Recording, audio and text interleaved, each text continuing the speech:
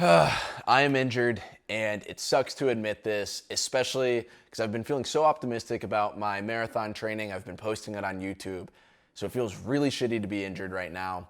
And it's just runner's knee, patellar tendonitis is what I think it is, so it's not like I tore a ligament or anything.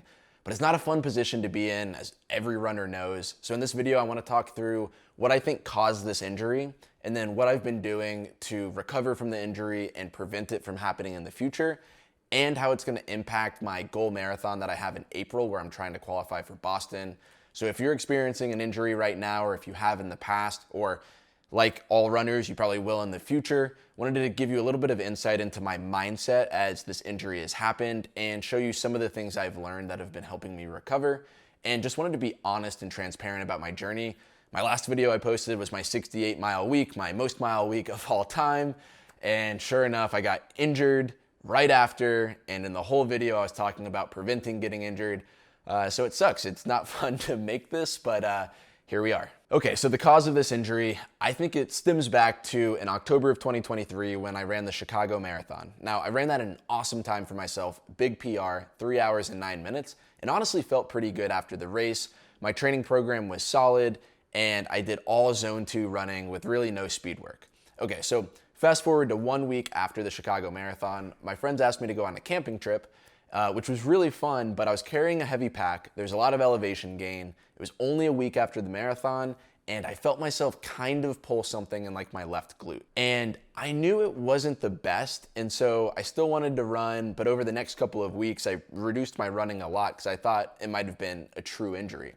Now, at some point I decided it probably wasn't an injury anymore, and I proceeded with training all the way up into the point where January came and I started my training block for April, where I'm trying to qualify for the Boston Marathon at the Glass City Marathon. So I think that's kind of the base cause of this injury to my knees and this overuse injury, because with my knees, it's not like an acute tear or anything. It's a result of overuse over time. And that's why I'm experiencing this like patellar tendonitis. It's actually like I can get out and run right now. I had one of the best runs of my life just like a week or a week and a half ago. So the knees aren't stopping me from running, but I feel the pain getting worse and worse, and I don't want it to cause something bad, frankly. I don't want it to end up being an acute injury. Okay, so there's this weird left glute thing underlying everything, but I'm super fired up to try to qualify for Boston. So I had read Advanced Marathoning, which was this 300-page book, got me super fired up for my training program, and I found a program that was 55 to 70-mile weeks. And for me, that felt perfect because when I did the Chicago plan, my peak week was 65 miles. So I was like, okay, that's natural. I can go up to 70-mile weeks. Now, I think one of the issues was I was following a cookie cutter plan and I was trying to follow it to a T. I was like, this is the plan. I have to hit every workout. What I didn't really realize is when I looked back at my Chicago Marathon training, program, even though I peaked at 65 miles, I actually only averaged about 38 miles per week because there's a couple of weeks I was sick, a couple of weeks I missed some workouts, so really it was only at 38. This plan that I'd been trying to follow, I was knocking off 55, 58, 62-mile weeks, where I was averaging probably in the high 50s, 7 weeks straight from the get-go, and by the time I got to the 68-mile week, I just think my body wasn't prepared and I wasn't listening enough to the cues from my body to take it a little bit more easy, because I was following this program that at the time it really felt like to me the right program and the right training volume to be following. And then on top of the extra volume, I mentioned when I trained for Chicago, all zone 2, just base building running, no speed work. Now in this training program, I added in speed work 1 to 2 times a week in the form of tempo runs or strides, getting faster at the end of long runs. So there was a lot more intensity too, and I think that caused a buildup in volume and intensity that ultimately ended up hurting my knees because I had this left glute issue that wasn't fully resolved, probably weaker glutes, so it caused a lot more strain on other parts of my body. And then just a tiny little side note, I've been doing all of my training in the Saucony Speed 3s. That is a nylon plated shoe. I've kind of read that you maybe don't want to do all of your runs in a plated shoe, so that possibly could be part of the issue too. Okay, so that's the cause. Now I kind of want to walk through my training program lately and how this injury has impacted me.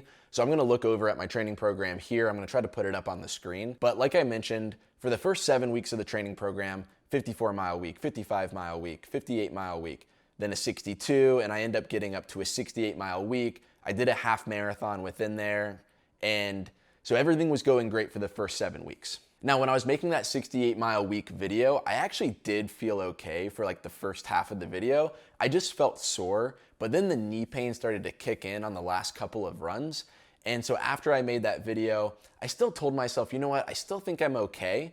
And so the following week, I did my Monday, Tuesday, Wednesday, Thursday, Friday runs, all according to the plan. But by the time Saturday and Sunday came around, I was feeling it in my knees a lot more and kind of felt like I needed to take it easier. So I took those days off and I ended up only doing a 40-mile week. So to me, after I took off Saturday and Sunday, I thought, okay, I've got to be fully healthy now. And so the next week, again, I did Monday, Tuesday, Wednesday, Thursday, Friday, all according to the plan. But again, the knee pain built up. And on Saturday, I actually did a hike with my girlfriend and I felt the knee pain the whole way up the mountain and especially on the way back down. And the real dagger for me is when I came home, I looked at my knees and I saw my right one was pretty inflamed. And I asked my girlfriend, hey, which knee looks worse? And she was like, oh my God, your right one looks super inflamed. And that's when I knew, okay, I need to take like at least a week off from training and do everything I can to help recover this. So the good news at least is because I'm so focused on trying to qualify for Boston and I'm staying optimistic, it's allowed me to put a lot of time into recovery. So all of the time that I haven't spent running, let's say I had an hour-long run that was supposed to be part of the plan, I'm trying to do that on the indoor bike. So I'm keeping my cardio up. And then the other part is I've been foam rolling my quads out at least 2 times a day. So I've heard from my friend who's a physical therapist that that could be beneficial, so I'm at least giving that a shot. And then especially strengthening my glutes. So a lot of single leg exercises I've been doing, like one leg Romanian deadlifts, also been doing split squats and single leg extensions and working on box squats on one leg.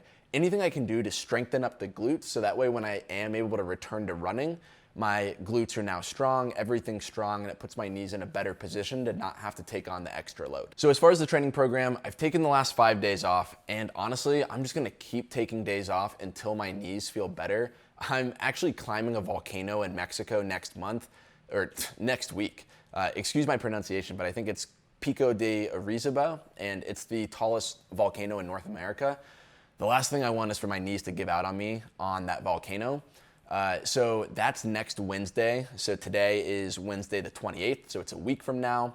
So I'll probably take off maybe around another week of running. And when I come back from that trip, if my knees are feeling okay, I'm gonna try to ease back into the running with lower volume, no speed work until I'm feeling confident and really healthy again. And the good news is after Mexico, I still have 4 weeks left of my marathon training program before I start the taper. So I think I can still get a couple of good weeks in.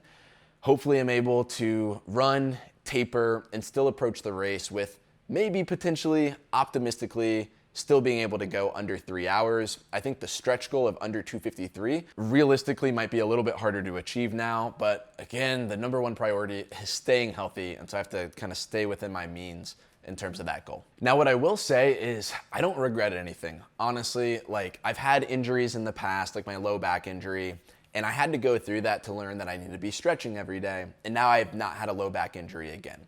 And for this one, I really did feel like at the time I was training in the right way. I was sore, but I didn't see a real like knee injury come on. I've never had a knee injury before.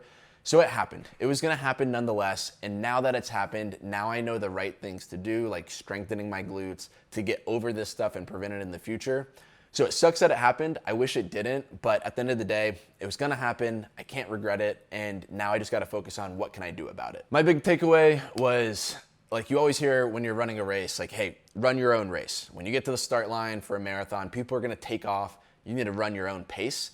And that's what I learned about, training. Like I need to run my own training block. And if my body's starting to break down, I just need to take it easy, run my own race, and ensure that I'm able to stay healthy, because taking full weeks of training off like this is just not helpful. It drives down the weekly average mileage and doesn't put you in the best place. So the number one goal always is to stay healthy. So yeah, I'm gonna keep updating on YouTube my progress and my journey. Hopefully it's me back to running in a couple weeks. If it's not, I'm gonna keep talking about recovery, what I've learned, and share it with everybody, because I know running is a game of injuries. It just happens sometimes, so I want to be honest and transparent about my journey. Thank you for watching. Leave a comment if you're going through anything with an injury or you're training for a race coming up. I love to engage and communicate with people that are watching. So best of luck. Hope you get through your injury and crush your next goal race.